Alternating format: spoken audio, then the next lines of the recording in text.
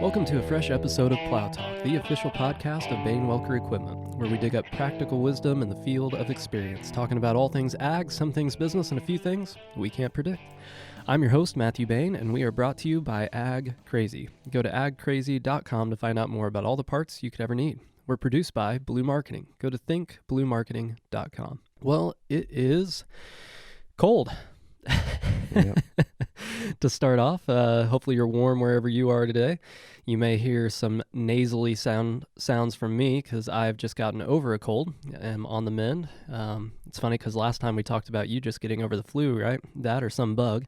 Yeah, I had like a 24-hour bug, but I got over it quickly. Yeah, which is nice. So anyway, that out of the way, I hope everybody out there is healthy and enjoying this winter season. This is episode 48, and we thought that we would go ahead and dive into a topic we've talked about doing numerous times before, and we figured we'd just get going with it. It's going to be a multi-series topic, so we'll have multiple episodes on this. We're not going to be able to hit everything by any means today on this recording. Also not going to be able to hit it all with just us two in the room. There's multiple perspectives on it and ideas from other people as well that we'll want to hear from. But that topic is ESOP, and I probably should have looked up what that actually means, written out. But what it means in working itself out practically is that Bain Welker is an employee-owned business. And so it has transitioned from being a family-owned over to being employee-owned. And so we wanted to talk about kind of the background of that, some of the components of shifting into an employee-owned business, why, that has happened, maybe some of the benefits as well. And like I said, this is going to be a multi-series deal, a multi-episode deal. So stay tuned for more after this. But today to do that, like you've already heard from, I have my dad here, CEO of Bain Welker Equipment, Phil Bain. How are things going today? Pretty good. How are you? Other than like nasal. I said, thankfully not sneezing every 5 minutes of looking at a screen or nasally something. Every day, so yeah. I'm kind of used to it. Well, Dad, if you could go ahead and kind of give us, let's just start off with a brief history of Bain equipment sales up to the merger then with to becoming Bain Welker, and still holding that family-owned aspect even in 2013 and onward. And then we'll work our way up to transitioning then in 2018, I believe, over to ESOP, over to employee-owned. Okay. So how about you start from the beginning? And just to throw this out there, folks, there's a lot more detail in previous episodes. I think we had my grandma on, Patricia Bain. I think it was episode 26. It was in the 20s there. So you can hear some of the history from her perspective as well with my dad there. We also have, I think, the third episode. Right there in the first 5 episodes, you'll find an episode called the 1980s Farm Crisis. We get some more history and perspective from my dad on that. So there's numerous episodes you can kind of peruse through the previous episodes there to get a little deeper. So what we give now will just be kind of a general lay of the land, and you can dig a little deeper in those other episodes. But yeah, go ahead. Yeah, I don't want to bore people with all the history, I guess. Oh, people love it. Yeah. Okay, I hope so. We can't escape it. Our history is what it is, Yeah, so for sure. Anyway, my dad and mom started Bain Equipment in August of 1967, signed a contract to be a case dealer. At that time, we also had a Sunoco gas station. Started out as DX, and I think in this area, DX got bought out by Sunoco. Just a little trivia. There you go. I think there's still some DX maybe in Texas. I saw a Sunoco somewhere. I was going to mention it to you. Well, there's Sunoco north of Crawfordsville. Yeah, that's where it probably was. Yeah. Is it the? Yeah, anyway, sorry. Go ahead. On the west side. Yep. 231. Anyway, my dad was...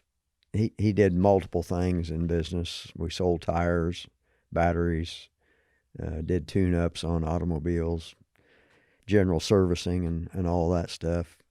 And he also built semi-trailers. He was a welder as well. So taught himself, right? Had help with a friend, but yeah.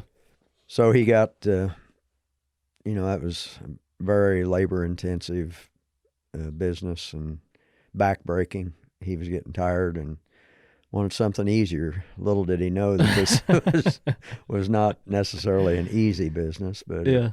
it was definitely different than what, squatting around under a trailer with a little less laborious welding. in that sense, Yeah. right? So anyway, that's how we got started. And zoom forward, we grew. We added some stores along the way in the 90s. We actually started a service center here south of Crawfordsville and had an opportunity to move into Lebanon, I think, in 1997. So we were basically a 3-store operation for quite a while.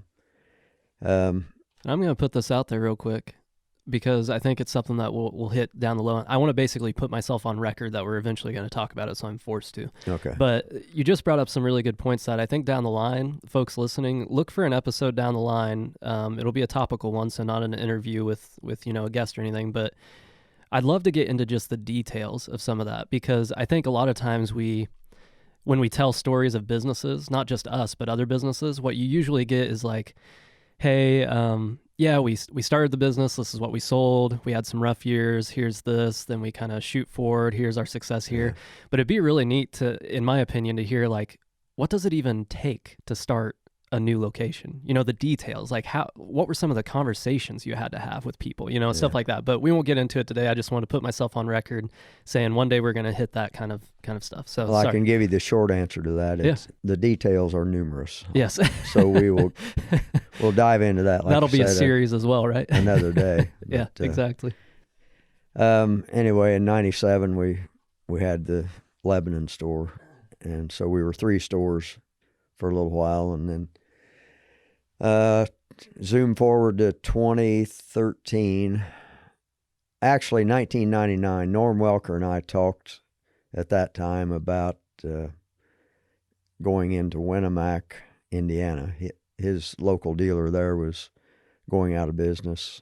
Norm was a loyal Red customer, didn't want to lose his dealership, so he was coming to Bain Equipment and talk to me personally about if we could partner up. And that didn't work out at that time, but lo and behold, fast forward to 2013, Norm and I did get together, or Norm and us. My grammar's not very good there. Oh, you're fine. Anyway, we got together in 2013. I think we would have been 8 stores at that time. And we've since grown into Ohio and opened a spray center in Lebanon as well. So right now we're at 13 stores. In 2018, actually before 2018, Case has always put a little pressure on their dealers to develop a succession plan. They invest a lot of money in us as dealers. I don't think they invest enough. I'll just put that as a side note. Yeah, go for it. Yeah. But anyway, we are their representation in local communities. Yeah. So from that standpoint, that's what I mean by the investment. Yeah. They wanted a succession plan, and not just from Bain, but from all the dealers across North America, and I guess around the world as far as that goes. Part of a succession plan deals with transferring your ownership over to someone else at some point in time. Right. Well, we've always been a family business. Even when Norm came in, he's not my immediate family, but he has a family also. Right. Morgan Welker works across the street in the admin office, and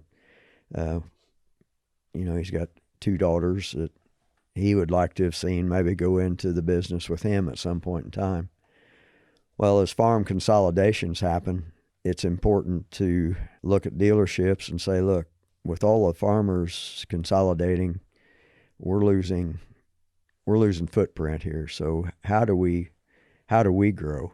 Yeah. Well, the most logical way is to reach out to your neighboring dealer and say, hey, can we do something together? And that's what we did. But in 2018, with this succession planning, it was important to take an internal look at yourself, at your family, other partners you have within your business perhaps, and say, how can we take this to the next level? How can we pass it on to the next generation? Or should we just sell out to another big dealer close by? Yeah. That was not an option in our mind. We didn't want to do that. And then we started talking with an accounting firm about the succession planning.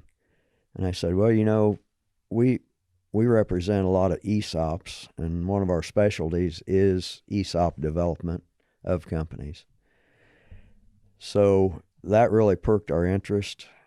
Norm and I both found out there were some tax benefits, and you know that was very appealing too at the time. So basically in 2018, instead of a succession plan of me selling out to my son Jason or you or Denver or any of our family members, we decided, you know what, we've got a great group of employees. A lot of them have been here for a long time. They're loyal. They're dedicated to this business and this industry. Yep. So if we can work out something where we can sell it to the employees and gain some tax benefits for ourselves, this could be a win-win for everybody. Yeah. And to be honest, I could That's name what we 5 did. guys who have put, you know, I won't say infinitely because that's impossible, but way more into this business than I have, for instance. So it makes more sense to me to go to one of those guys. It's really beneficial to the guys who are younger, I guess, and that was pointed out by some of our older folks when we started introducing the ESOP concept to them. Said, well, this will be okay for you because you're only, not me, but you, that parts guy over there. Young parts guy. That young parts guy, because he's only 25 years old and he's got a whole lifetime here to increase his value of his stock in this concept, this ESOP. And ESOP, by the way, just to throw that in there, is employee stock ownership plan. Yeah. So we were hitting all around it with stock and employee and ownership, but it's really a glorified retirement plan. Yeah. It's kind of like, you know, a 401k or whatever. You're actually earning money based on what the company does. So your stock is valued accordingly. Yeah. And it's a complicated calculation. I'm not going to try to explain that today, but yeah, let's just get the general lay of the land. Just the general lay of the land. So that's what we did. You know, it takes, according to the accounting firm, when we first started talking about this, they said it'll really take about 3 to 5 years before you see a good buy-in from your people. Mm-hmm. And I would say that was an accurate statement. First year was a little shaky. You know, you'd think, well, now I own this company. Why am I not at every board? Why am I not making every decision? Yeah. Well, to clarify that a little bit, you still have to have a structure, right? And you have to have people responsible, right, to make sure that you have bankers in place, you have insurance in place, you have all the components that it takes to operate a business. So it's really like government, right? Where a little bit. I hate to compare myself to anything. No, I just mean like a lot of people say, well, we shouldn't have any government at all. Yeah, I know. That doesn't make any sense, right? Because you still have to have some regulations. You have to have some things. You don't have to go overboard. No, I'm not comparing you to like a government official or anything. Just saying the structure has to be there. So, yeah. So yes, I guess that's a fair comparison when you think about it.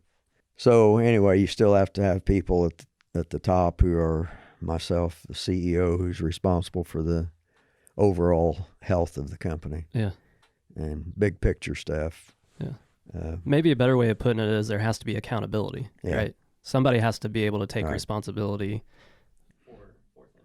And just because everyone's an owner, and I put owner in quotation marks with my fingers here, but that's really somewhat of a misnomer. Like I said a while ago, it's more of a long-term retirement plan. Yeah. The employees will benefit from this when they decide to retire or move on. They will get a check for the value of their shares. Yeah. And that's pretty much how it's structured. Yeah. All right. So what I think would be helpful from this point is to just do a summary of what we just talked about. So we kind of went, I was interrupting you and stuff. I want this to be really clear to people what we're talking about. So we're talking about, again, the definition of an ESOP is, or what it means, what ESOP means is employee stock ownership plan. And Bain Welker transitioned into that plan in 2018. And if you could just summarize again, Dad, what that means for an employee who either let's say an employee who's already been here for 5 years. What does that now mean for them? Well, going forward, it means that they are accumulating value as the stock grows and as the company grows. Then their stock becomes more valuable. It probably pays back some dividends. Our dividends are put back into a bank, so to speak, in a valuation formula. So at their retirement, they get back their dividends. Yeah.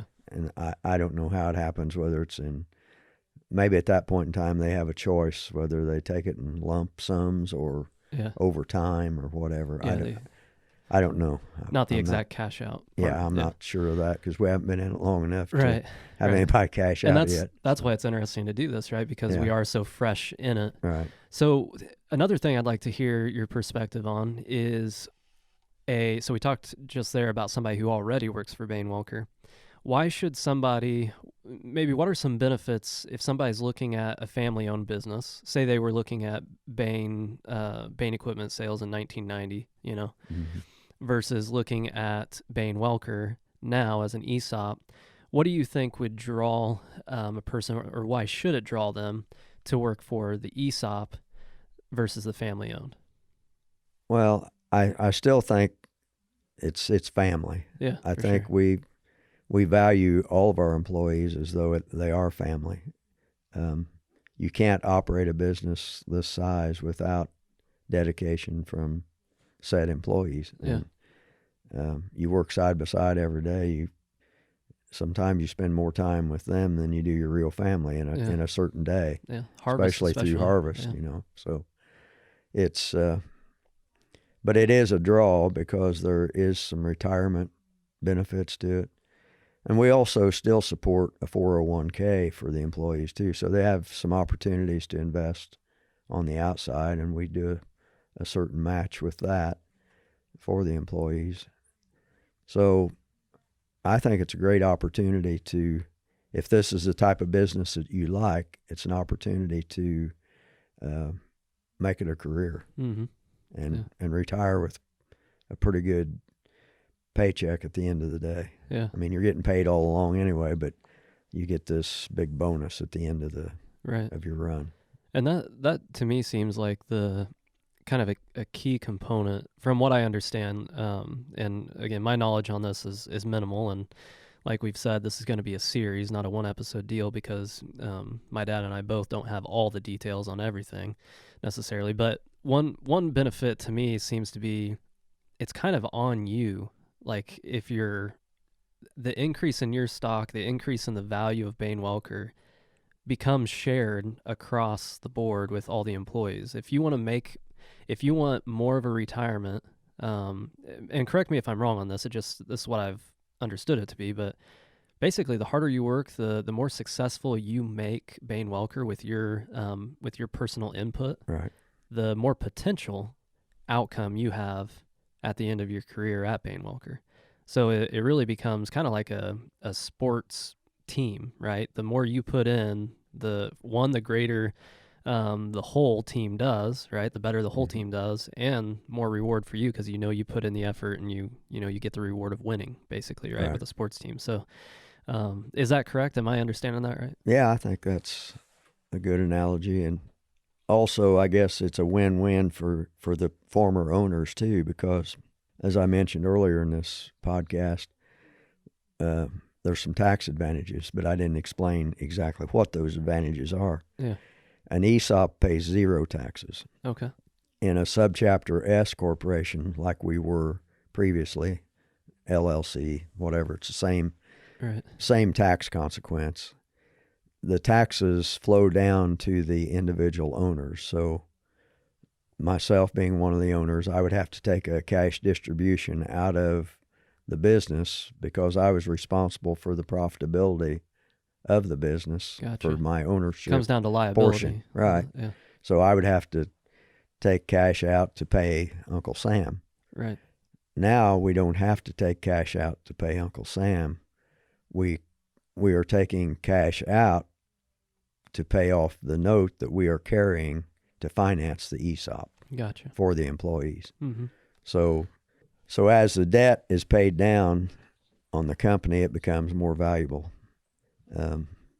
That's one of the components of their valuation. And when we went into this, I mean, this took a year to work through. You mentioned a while ago we were going to do more detail, but I think it's important to understand that we didn't just wake up one morning and decide, hey, we're going to be an ESOP January 1st, 2018. Yeah. We started early in 2012 through that whole process. Gotcha. We had to do appraisals of the company from an independent source. Actually, I think there were a couple of appraisals done, and then we averaged those out. We negotiated with the trustee. We had to hire a trustee to oversee the transaction, and they actually oversee the company today. So there's a lot of checks and balances involved in the development of the ESOP. Yeah.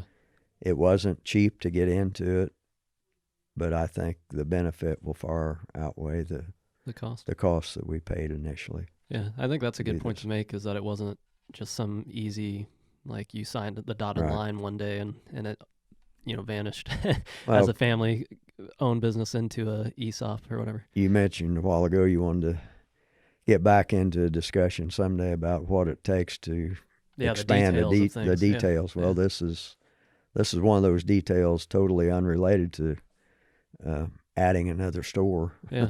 But everything is so legalistic and and you want to be right. I don't want to downplay the importance of this. You want to do it the right way. Right. And I think we did. So yeah, there's just a lot of red tape per se to have to go through, right? And you're subject to Department of Labor audits about every 3 years.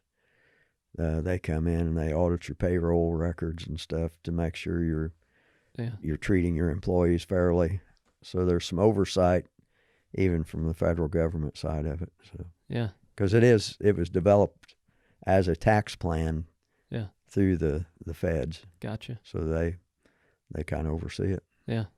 That's really interesting because, again, I think that people, we all tend to do this. I'm not just saying, people listening or whatever. I tend to do this, but you don't understand the process that it takes sometimes, right? The years that have to be put into something to get to it.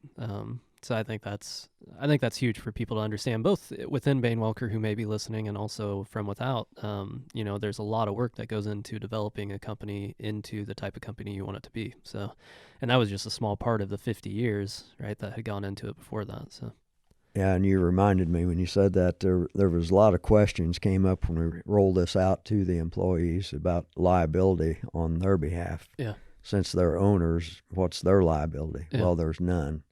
That's the other thing, that the former owners are still somewhat liable, mostly liable for bank debt or personal guarantees that we may have signed along the way to buy stuff, right. Whether it be from a car or service truck to another dealership. So there's still some risk involved on our side of it, but we had risk anyway all along. It's just the way the thing is made. So somebody has to be accountable, right? In the end, and I think that's a good thing to throw out there. And personally, I almost wonder if that name shouldn't be changed, or at least more definition given to the ownership word, right? Because I had a friend who asked, like, what does that mean that it's employee owned? And he said, no, actually tell me who's actually liable, because they're the owners. Like so there's multiple definitions of ownership going here, I think that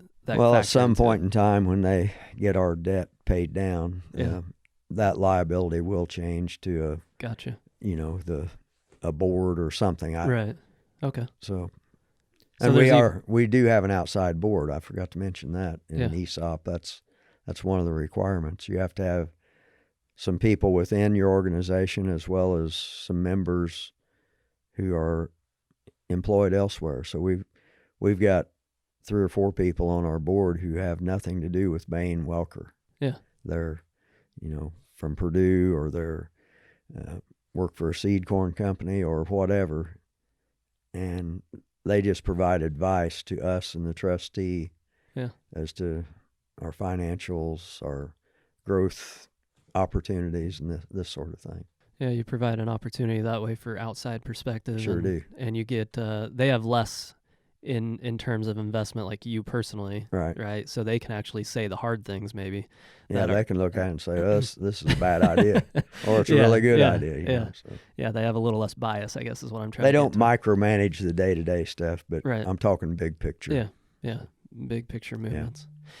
Well, yeah, that's all very interesting, and I think, there's a lot of pathways we could go, a lot of roads we could hit on. Love to get Jason in here and get his perspective on the whole thing as well.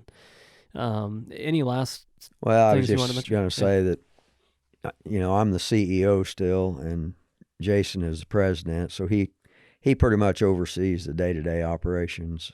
Yeah.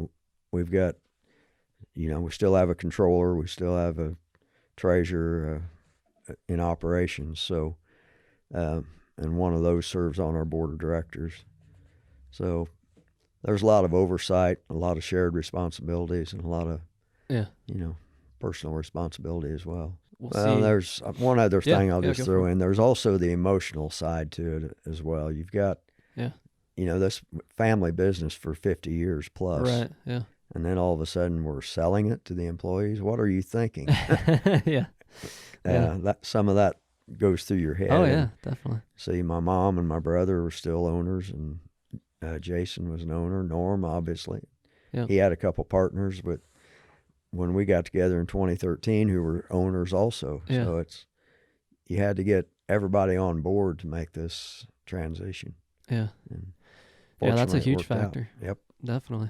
And any of you family farmers out there know in transitioning from, hand to hand, how it can be difficult. So if you have had a grandpa handing down the farm to your dad, and then maybe your dad handing the farm down to you, those transition periods and the emotion that can go with that can be pretty heavy. So that's something I didn't even think of bringing up, but that's a great point. Well, if you've enjoyed this podcast, again, this was kind of hitting the nitty gritty of some of the stuff in Bain Welker. But hopefully it's been beneficial to you. And if you have liked it, if you've enjoyed it, please do listen to the other episodes we've done. We've done, like I said before, a lot of history episodes. Again, I think episode 26 was with my grandma, Patricia Bain, and my dad. And then episode 3, I believe it was, you'll see there, it was the 1980s farm crisis, got some history there. And we've talked kind of sporadically about it in other episodes, but check those episodes out. Do subscribe. Let us know what you think. Leave a comment, leave a review. We'd appreciate it. And share with your friends on social media. But until next time, farmers out there, keep on farming. Businessmen, keep on working. And when we come back around, we'll keep on plowing. Thanks.